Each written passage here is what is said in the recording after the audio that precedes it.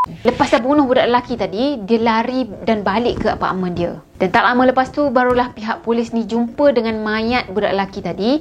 Cuma kes ni langsung tak dikaitkan dengan dia. Assalamualaikum, hai semua, apa khabar korang? Terima kasih sebab sudah klik video ni dan jangan lupa tekan tombol subscribe.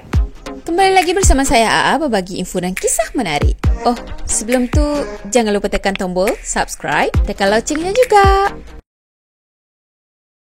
Okay, video kali ni kita nak sambung cerita tentang Richard Kuklinski ataupun The Iceman Killer kita. Jadi dalam video yang lepas saya dah cerita dah tentang biodata dia, tentang kehidupan dia time kecil, tentang dia punya perangai time kecil tu yang suka lempar-lempar kucing orang sampai meninggal macam gitu, meninggal sampai mati macam gitu kan. Dah tu suka sangat siksa haiwan, lepas tu duduk perhati je tengok kucing-kucing tu dengan anjing tu kesakitan. Dah nampak dah psikonya kat situ. Lepas tu dia boleh pergi buat satu kumpulan rompakan dan dia pergi bunuh ahli perompak yang dia dah bina tu. Mungkin sebab dia terlalu paranoid, sebab dia takut orang tu bersekongkol dengan pihak polis, so dia pun habiskan riwayat orang-orang tu semua. Dan dalam video kali ini saya akan ceritakan tentang macam mana siasatan dilakukan dan juga hari-hari penangkapan dia. Sudah sedia?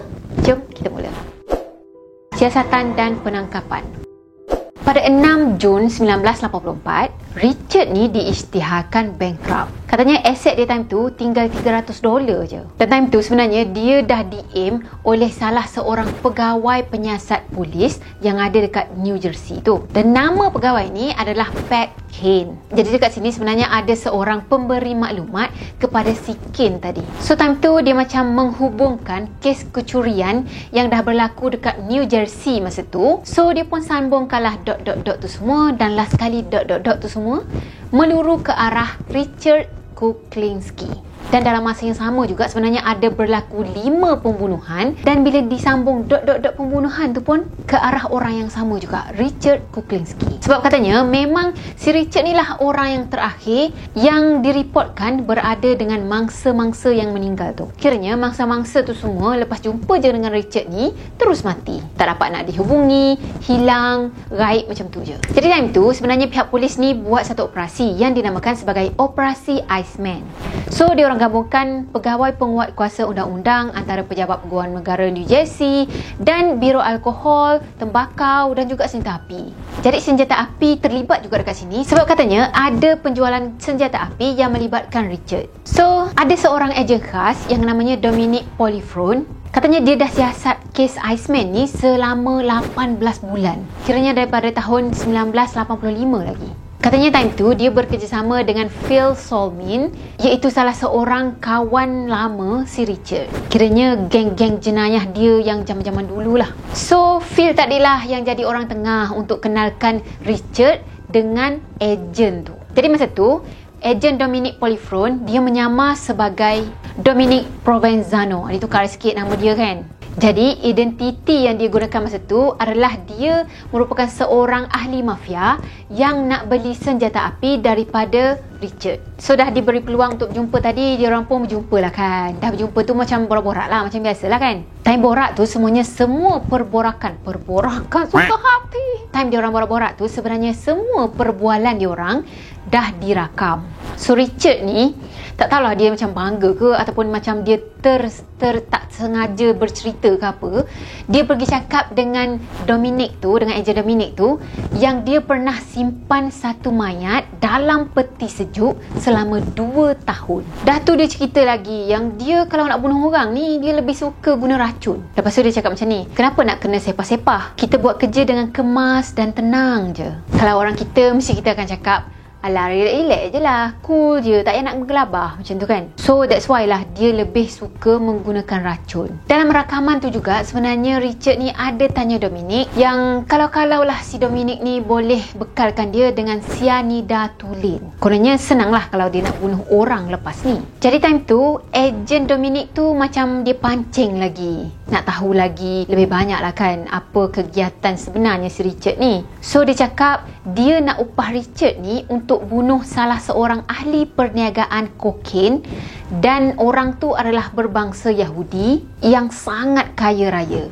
Dan dengan serta-merta time tu jugalah si Richard ni plan macam mana dia akan bunuh orang kaya Yahudi tadi. So dalam rakaman tu sebenarnya si Richard ceritakan secara terperinci tau, macam mana dia akan pergi bunuh ahli perniagaan tu. Memang macam ligat je otak dia ni bagi idea tau kalau bab-bab pembunuhan ni. Dah tu borak punya borak lagi, si Richard ni cerita juga dia pernah pergi letak sianida dalam hamburger untuk bagi seseorang makan. Dan dia pergi cerita plan dia lepas ni yang dia nak pergi bunuh beberapa tikus. Katanya beberapa tikus dekat sini adalah merujuk kepada Barbara Debner dan juga Percy House. Jadi kalau nak ingatkan balik, Barbara Debner ni adalah seorang perempuan ahli geng merompak diorang juga, yang mana diorang dah bunuh dah Gary Smith tu dalam satu bilik motel. Lepas dah bunuh Gary tadi, dia call si Barbara ni untuk bawa kereta untuk buang mayat Gary tu, tapi Barbara ni tak muncul-muncul. Dan Percy House tu pula adalah orang yang kena tangkap dengan pihak polis, dan dialah yang bekerjasama dengan pihak polis untuk bocorkan kat mana si Richard tu berada ataupun si Richard tu menyorok. Dan of course lah, si Percy House ni pun adalah salah seorang anggota perompak diorang juga. Okey, sambung. Pada 17 Disember 1986, Richard Kuklinski dia pergi jumpa dengan ejen Dominic tadi kan, untuk pergi ambil sianida tulen yang dia dah tempah tadi. Sekiranya dia orang dah janji dah sebelum tu kan, dan dia nak ambil sianida tu sebab dia nak buat pembunuhan yang dia tengah rancang time tu. Katanya time tu aim dia adalah seorang polis penyamar. Dah dapat sianida tadi, Richard tadi pun nak on the way balik rumah lah kan. Tapi sebelum balik rumah tu, dia macam berkeliaran dulu, dia macam jalan-jalan dulu ke arah lain. Dan kata bijak jugalah dia ni tau, sebab dia boleh terfikir untuk test dulu sianida tu dekat seekor anjing. Kiranya anjing tu macam anjing yang berkeliaran dekat daerah situlah. So masa tu dia pergi beli hamburger, letak sianida tu dalam hamburger dan bagi hamburger tu dekat anjing. Tapi lepas si anjingnya tadi makan, tak ada efek apa-apa. Anjing tu macam sihat walafiat je. Time tu lah dia mula syak yang itu adalah sianida palsu. Dah tahu dah sianida tadi palsu, dia pun terpaksa cancelkan dia punya plan untuk pergi bunuh polis penyamar tu. Tapi 2 jam je lepas tu, dia kena tangkap dekat satu sekatan jalan raya. Katanya masa tu dia bawa isteri dia keluar. Dia yang drive kereta time tu. Dan bila pihak polis geledah kereta dia orang jumpa senjata api dalam kereta tu. Masa tu jugalah dia kena tangkap. Tapi isteri dia ni pun kena tangkap juga, sebab katanya isteri dia ni menghalang tugas polis. Mungkin dia mengamuk lah sebab pihak polis tu nak tangkap suami dia kan. Cuma isteri dia ni di-charge dengan disorderly misconduct, percubaan. Okey, dah kena tangkap tadi, macam biasalah diorang akan masuk mahkamah kan, akan dibicarakan. Macam biasa kita akan ada pendakwa raya dan juga peguam bela kan. Pendakwa raya masa tu dakwa Richard ni dengan 5 tuduhan pembunuhan, 6 pelanggaran menyimpan senjata api, cubaan membunuh, cubaan merompak dan juga merompak. Jadi pegawai penguat kuasa undang-undang diorang umumkan yang Richard ni sebenarnya ada banyak sangat duit dalam Swiss Bank. Time tu Richard ni dijamin dengan bond jaminan sebanyak $2 juta. Dan juga dengan syarat pasportnya perlu diserahkan kepada pihak berkuasa. Masa dia kena tangkap tu, media pun heboh lah kan, sebab sebelum tu pun dah kecoh dah kes Iceman ni. Dan dia cakap apa tahu? Dia cakap yang penangkapan dia ni tak berasas, tak ada alasan yang munasabah, dan sebenarnya tak perlu pun nak tangkap dia. Lepas tu dia cakap yang diorang ni semua macam banyak sangat tengok filem ni. Jadi pada hari pembicaraan tu sebenarnya ada 3 orang saksi, bukan saksi lah, yang bagi bukti kepada mahkamah untuk dakwa Richard ni. Jadi antara orang yang bagi bukti tu adalah ejen Dominic yang pergi jumpa nak beli sianida semua tu kan. Lepas tu Percy House dan juga Barbara Debner. Jadi 2 orang ni adalah ahli anggota perompak dia tu. So katanya kes ni didakwa oleh Timbalan Peguam Negara iaitu Robert Carroll. Dan Richard ni pula diwakili oleh seorang peguam bela. Jadi peguam bela dia ni berhujah yang Richard sebelum ni tak pernah ada rekod jenayah yang kejam dan dia cuma bagi imej seorang lelaki yang kasar. Okey, untuk pembunuhan Gary Smith pula, walaupun ada bukti daripada ejen Dominic tadi, tapi peguam bela dia berhujah yang kematian Gary ni disebabkan oleh Daniel Debner. Sebab dari segi data forensik, Gary Smith tu meninggal disebabkan oleh cekikan. Jadi yang cekik Gary tu adalah Daniel Debner, bukannya Richard. Dan untuk kematian Daniel Debner tu pula, rekod menunjukkan yang tak ada punca kematian. Tak tak tahu punca kematian orang tu disebabkan apa macam tu. Kan dia orang jumpa ada kesan cekikan, lepas tu dia orang jumpa ada sianida dalam badannya, cuma tak tahu yang mana satu antara dua tu yang menyebabkan kematian. So disebabkan tak ada punca kematian tadi, diorang hanya berbekalkan dengan testimoni yang dikeluarkan oleh Barbara dan juga Percy Howe. So hujah peguam bela dia kat sini yang kenyataan daripada kedua-dua orang ni tak boleh nak diguna pakai. Sebab sebelum ni pun dua orang ni pernah menipu penguat kuasa undang-undang. So macam dah buntu dah dekat situ, dah buat jahat macam-macam dah kan, dah bunuh orang semua, takkanlah terlepas macam tu je. Pada Mac 1988, para juri mendapati Richard Kuklinski bersalah dalam membunuh Gary Smith dan juga Daniel Debner. Tapi katanya kematian mereka tidak terbukti dilakukan oleh Richard. Jadi macam kalau sekali kita fikir, juri tu berpendapat yang kematian kedua orang ni ada kaitan dengan Richard. Cuma tak pasti sama ada kematian dia tu disebabkan oleh tingkah laku ataupun perbuatan Richard sendiri atau hanya ada kaitan je macam tu. Jadi disebabkan statement daripada para juri ni, Richard tak akan dihukum mati.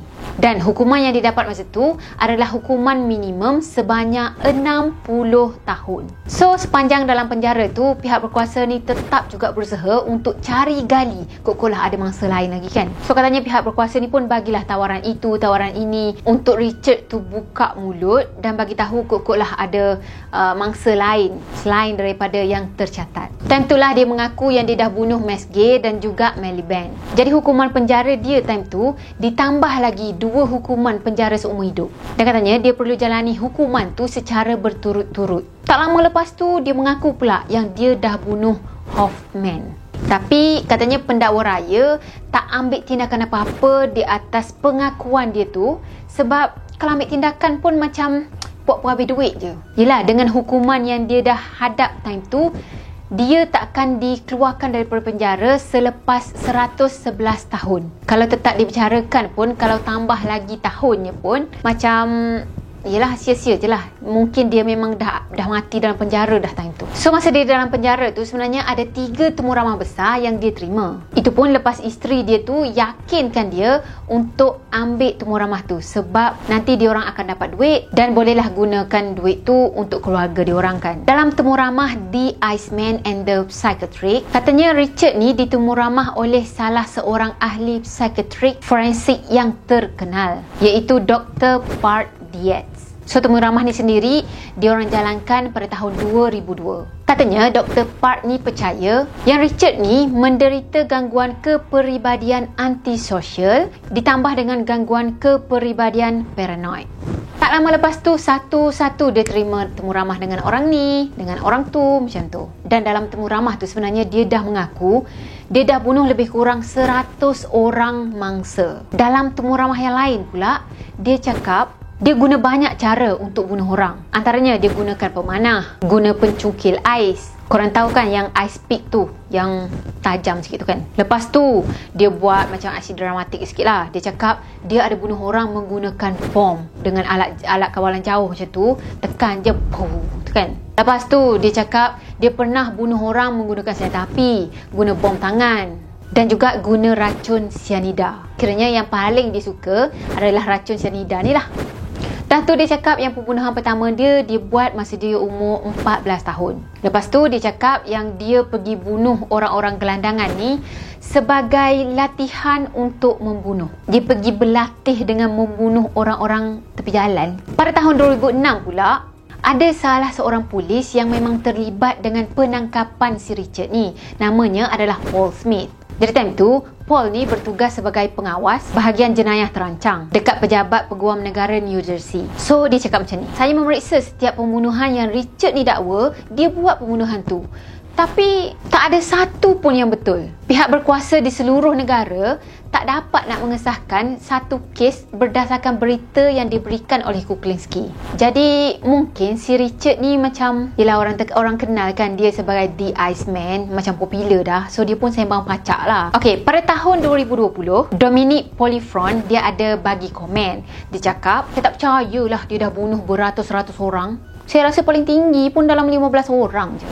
Dah tu Richard tadi dia dakwa yang dia adalah pembunuh kontrak mafia yang katanya bekerja secara bebas untuk 5 buah keluarga mafia terbesar dekat Amerika. So dekat Amerika sana dia ada kumpulan mafia dia lah. Ada 5 buah keluarga yang menguasai dunia jenayah ataupun yang kita panggil mafia lah kan. Jadi Richard ni cakap yang dia dah lakukan puluhan pembunuhan atas nama askar Gambino, Roy DeMeo. Jadi Gambino ni adalah salah satu keluarga daripada 5 mafia terbesar tadi. Dan Richard juga dakwa yang dia adalah salah satu pembunuh bos kepada keluarga Bonanno atau Carmine Galante pada bulan Julai 1979. Dan dia cakap dia jugalah yang bunuh bos keluarga Gambino iaitu Paul Castellano pada bulan Disember 1985. Jadi keluarga Bonanno tadi pun adalah salah satu keluarga mafia yang terbesar dekat Amerika tu juga. Salah satu daripada 5 keluarga tu lah. Tak cukup pacak lagi tu tau. Tak cukup lagi. Ada lagi, dia pacakkan lagi. Dia cakap untuk pembunuhan ni, dia diupah secara peribadi oleh sekutu John Gotti iaitu Sammy Gravano. Yang mana diorang ni perintahkan dia untuk pergi bunuh pemandu Castellano yang bernama Thomas Bilotti. Tak cukup dengan tu, dia pergi bagi tahu Philip Carlo yang dia dah diupah oleh John Gotti untuk menculik, menyiksa dan juga membunuh John Favara. Jadi untuk bagi gambaran apa yang berlaku, sebenarnya si John Favara tu tak sengaja pergi langgar anak lelaki John Gotti yang time tu berumur 12 tahun dan budak tu meninggal. Jadi untuk balas dendam, si John Gotti tadi pergi upahnya Richard ni untuk pergi bunuh John Favara. Macam itulah dia punya gambaran kasarnya. Jadi pada tahun 1990, Sammy Gravano dah mengaku yang memang dia yang merancang untuk membunuh Castellano dan juga Bilotti. Dan dia cakap penembak yang membunuh kedua-dua orang tu adalah ahli anggota kumpulan John Gotti yang katanya dipilih oleh John Gotti sendiri. Tapi dia tak ada sebut pun orang tu adalah Richard. Sebenarnya semua pembunuhan yang dia dakwa dia buat tu masih lagi dalam peringkat siasatan time tu dan masih lagi dalam dibicarakan dekat mahkamah macam tu lah. Tapi time masuk mahkamah tu pun sebenarnya tak ada sikit pun dia orang sebut nama Richard Kuklinski. Mungkin juga macam mana dia boleh jadi makin popular time tu sebab dia dakwa yang dia yang membunuh ahli-ahli mafia tu semua. Yang mana memang dekat sana semua orang kenal lah dengan 5 keluarga ahli mafia ni. Sebab katanya kelima-lima keluarga ni memang antara orang-orang yang kaya raya. Kiranya bukan gangster cikai-cikai lah. Jadi sebab dia dakwa yang dia dah bunuh ketua-ketua mafia tadi, orang-orang yang mengidolakan jenayah ni, penjenayah ni memang macam tabik spring lah dekat dia kan. So kalau korang sendiri, korang percaya tak apa yang dia dakwa dia dah buat tu? Tapi sebelum korang jawab soalan tu, korang dengar dulu apa yang saya nak cerita ni. Okay, Richard cakap kebanyakan mangsa dia akan buang dekat sebuah gua. Dan sebenarnya gua tu ada terletak dekat Buck County dekat Pennsylvania. Katanya dia akan lepaskan seekor tikus pemangsa untuk makan mayat tu. Pada tahun 2013, Philadelphia Inquirer buat kenyataan. Lepas Richard buat kenyataan macam tu, gua-gua ni memang dapat sambutan yang sangat luar biasa daripada ramai sangat pengunjung. Dan sebenarnya tak ada satu pun mayat manusia yang mereka jumpa dekat sana. Dan tikus yang dia dakwa jadi pemakan daging tu pun diorang cuba cari juga, tapi katanya tak ada jumpa tikus pemangsa langsung. Yang diorang jumpa tikus-tikus gua je yang katanya sangat pemalu. Kalau nak pergi dekat, hai tikus, macam tu, terus tikus tu lari. Jadi dakwaan si Richard ni yang dia buang mayat-mayat tu semua dalam gua tu memang disangkal. Dan sebenarnya ada lagi beberapa kes yang dia dakwa dia dah bunuh orang tu, tapi itulah ramai jugalah yang meragui yang betul ke dia yang bunuh macam tu. Yang pertama, dia cakap dia dah bunuh Roy DeMeo. Dia cakap yang Roy DeMeo ni macam mentor dia dah. Dia anggap macam mentor dia. Kiranya awal mula dia kenal dengan Roy ni sendiri adalah dalam dunia jenayah. Masa dia tengah edar kaset pornografi tu. Katanya masa tu dia tak dapat nak bayar duit yang dia pinjam. Lepas tu dia kena pukul. Dan lepas daripada kes pukul-memukul tu lah, dia mula jadi kawan kepada Roy DeMeo ni. Jadi rakan niaga jugalah. So katanya Roy ni lah yang ajar dia sedikit sebanyak cara untuk membunuh orang. Roy ada bagi tahu dia dengan ambil upah untuk membunuh orang ni boleh dapat banyak duit. Dia cakap lah yang dia yang bunuh Roy tu, tapi sebenarnya bukti-bukti menunjukkan yang ahli anggota Roy tu sendiri yang bunuh dia. Dan tak ada langsung sumber yang cakap Richard Kuklinski ni terlibat. Jadi mungkin sembang pacak lagi. Yang kedua, dia dakwa dia dah bunuh Robert Broge. Jadi Robert ni sebenarnya dibunuh berulang kali dekat bahagian kepala pada tahun 1984. Dan mayat Robert ni sendiri diorang jumpa ada berdekatan dengan truk aiskrim Mr. Softy milik Robert. Dah tu Richard ni ceritalah Robert ni pun macam mentor dia juga. Sebab Robert ni pernah ajar dia menggunakan sianida untuk membunuh. Dan bukan guna sianida je, tapi ada lagi beberapa kaedah lain yang dia ajar dekat Richard Kuklinski ni. Dan dia cakap Robert tadilah yang cadangkan dekat dia untuk bekukan mayat David. Yang mana dia dikenali sebagai The Iceman tu pun disebabkan mayat David tu lah. Katanya dia terpaksa juga bunuh Robert tu sebab Robert dah ancam keluarga dia. Walaupun dia dah mengaku macam gitu pun, tapi sebenarnya tak ada bukti secara langsung yang dia terlibat dalam pembunuhan Robert. So sampai sekarang lah tak ada tuduhan yang dikeluarkan untuk pembunuhan Robert ni. Soalannya, betul ke tak dia yang bunuh? Wallahualam lah. So katanya Richard ni dah mengaku dia dah bunuh seorang pegawai NYPD yang bernama Peter Calabro. Sebenarnya Peter ni dah diserang dan juga ditembak mati oleh salah seorang yang tak dikenali yang bersenjata. Dan kejadian tu berlaku pada 14 Mac 1980. Katanya Peter ni adalah seorang pengkhianat polis sebab dia dah pergi jual maklumat sulit salah satu daripada 5 keluarga mafia terbesar dekat Amerika. Sebenarnya apa yang jadi time tu, 3 tahun sebelum tu isteri Peter ni mati lemas. Jadi ahli keluarga isteri dia ni percaya yang Peter ni bertanggungjawab di atas kematian isteri dia. Jadi masa tu pihak polis ni menganggap kematian Peter ni adalah disebabkan oleh balas dendam. So orang yang jadi suspek time tu adalah adik-beradik isteri Peter. Tapi tak selesai juga. Dan pendakwa raya time tu diorang anggap yang pengakuan Richard ni adalah palsu dan siasatan tetap diteruskan time tu. Tak cukup dengan tu, Richard ni dia bagi gambaran macam mana dia boleh bunuh Richard.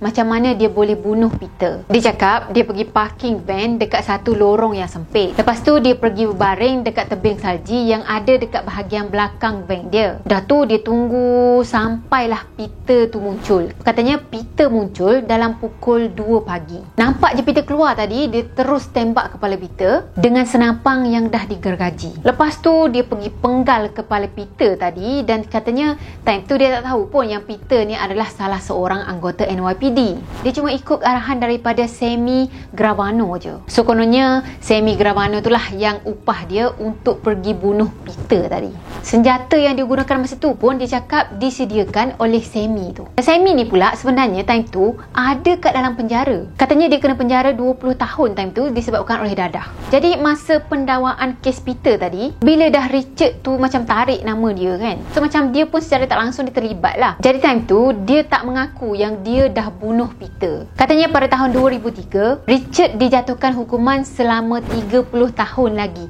tambah lagi 30 tahun sebab dia dakwa yang dia dah bunuh Peter tadi. Tapi sebenarnya sia-sia sebab hukuman yang dia ada masa tu pun dah cecah 111 tahun tadi kan. Yang keempat, pembunuhan Jimmy Hoffa. Katanya dalam wawancara HBO pada tahun 2001, dia cakap dia tahu siapa yang dah membunuh bekas presiden pasukan Teamster, iaitu Jimmy Hoffa. Masa tu dia tak ngaku yang dia yang bunuh. Tapi tak lama lepas tu dia mengaku pula yang memang dia yang bunuh si Jimmy Hoffa tadi. So time tu dia ceritalah kronologi kejadian, macam mana dia pergi bunuh Jimmy Hoffa tu. Katanya time tu dia pergi culik Jimmy tadi dekat Detroit berempat. Jadi dia ada satu geng 4 orang, dia pergi culik si Jimmy tu dan masa kat dalam kereta tadi dia pergi tikam si Jimmy tu dengan satu pisau pemburu yang besar. Lepas tu diorang bawa mayat Jimmy tadi dekat satu tempat pembuangan yang katanya dia panggil junk yard dekat sini. So lepas tu dia masukkan mayat Jimmy tadi ke dalam satu tong drum dan mereka bakar mayat tu. Dan lepas tu diorang semua tanam dekat tempat sampah tadi. Tapi katanya sebab dia mungkin paranoid ataupun dia bimbang kalau-kalau lah ada geng dia ni yang buka mulut, so dia pergi gali balik, dia pergi ambil balik drum tu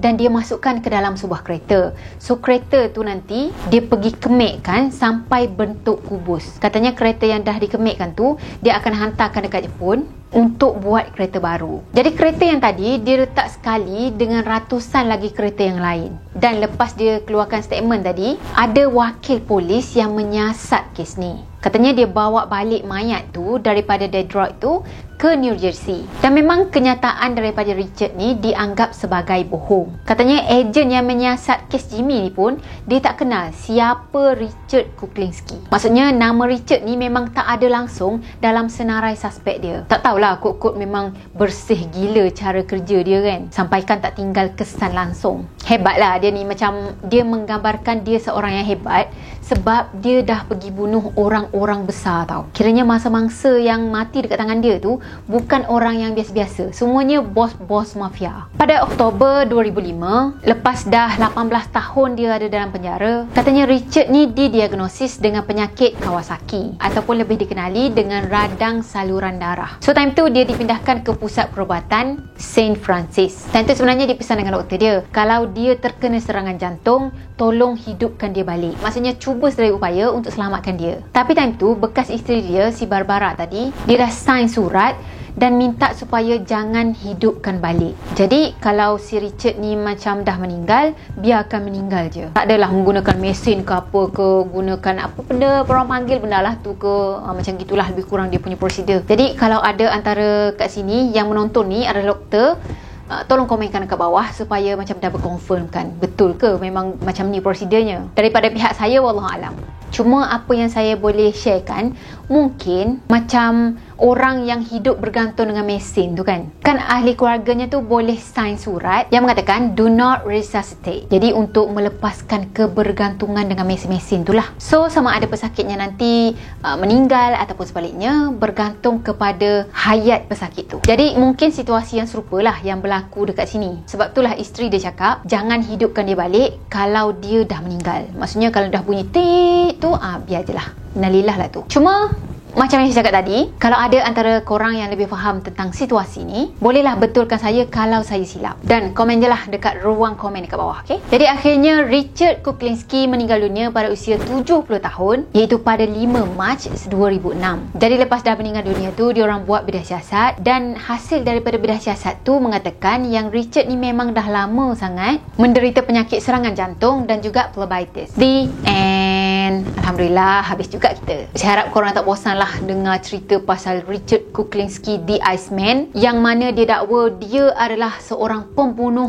upahan. Cuma itulah dakwaan-dakwaan dia tu bila disiasat balik macam ada banyak sangat kemusykilan. Jadi sama ada betul ke tak dia tu sebagai pembunuh upahan, wallahualam. Yelah, mungkin juga kan ada setengah orang tu macam dia dah tahu dah dia akan mati dalam penjara, dia dah terima 111 tahun kan. Jadi masa ni lah nak nampakkan yang dia ni hebat, macam tu kan. So sebab nak timbulkan rasa macam bagi orang admire dia macam wujud lah, dia create sendiri pembunuhan-pembunuhan tu semua. Cuma itulah macam mana dia boleh buat cerita secara terperinci yang dia pergi bunuh orang-orang tu semua. Tak tahulah sama ada dia tu berimajinasi tinggi atau memang sebenarnya dia terlibat, tapi macam geng yang bawah-bawah sikit, geng yang atas yang betul-betul bunuh tu orang lain, dia yang backup je. Mungkin juga macam tu kan. Kalau tak, macam mana dia boleh tahu secara terperinci? Atau memang dia ada terbaca dekat mana-mana? Entahlah, tak tahulah apa yang jadi kat dia. Cuma kalau betul lah dia yang buat kerja-kerja tu semua, memang teliti sangat lah. Sebab sampaikan tak tinggal kesan langsung yang meluru ke arah dia. Tapi sekali fikir, kalau betul dia tu sangat teliti, macam mana pembunuhan yang dia buat, yang geng-geng dia tu semua mati, geng perompak dia tu mati, semua bukti meluru ke arah dia. So kiranya dia tu tak adalah seorang yang sangat-sangat perfect dalam buat kerja kan. Itulah, pening jugalah kalau nak fikir, betul ke dia ni? Betul ke dia ni? Tak apalah. Okay, saya harap korang terhibur dengan cerita ni. Memang panjang sangat dan saya harap tak boring sangat lah Okay lah, saya rasa sampai di sini dulu untuk video kali ini. Maaf kalau ada yang kurang daripada saya, dan maaf juga kalau saya ada menyentuh sensitiviti setengah individu. Jadi marilah sama-sama kita memotivasikan diri kita untuk jadi orang yang lebih baik lagi, sama-sama lagi musim COVID ni kan. Dan macam biasa, kalau korang sukakan video ni, jangan lupa untuk tekan tombol like, comment, share dan juga subscribe. Jumpa lagi next video dengan cerita-cerita yang menarik, dengan info-info yang best, dengan cerita seram yang ... Okay lah, bye-bye. Assalamualaikum warahmatullahi wabarakatuh. Bye-bye.